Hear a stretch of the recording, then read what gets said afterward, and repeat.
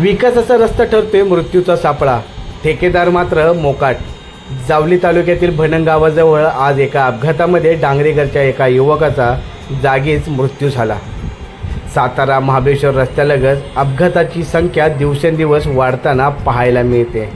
मात्र प्रशासन मात्र मूग गिळून गप्प पाहायला मिळते. यावर कोणतेही प्रशासनाकडून कारवाई करण्यात आलेली अजून तरी पाहायला मिळत नाही आहे.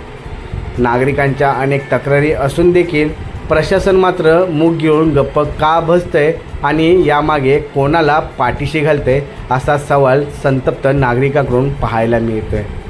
आज एका अपघातामध्ये एका व्यक्तीचा मृत्यू झाला असून अजून किती बळी प्रशासन घेणार असा प्रश्नचिन्ह नागरिकांना पडला आहे. योग्य वेळी प्रशासनाकडून जर खबरदारी घेतली नाही, सुरक्षेच्या दृष्टीने अनेक फलक असले पाहिजेत, स्पीड ब्रेकर असले पाहिजेत आणि जर असे यापुढे दिसले नाही तर नागरिकांकडून मात्र आंदोलनाचा इशारा दिला जातोय.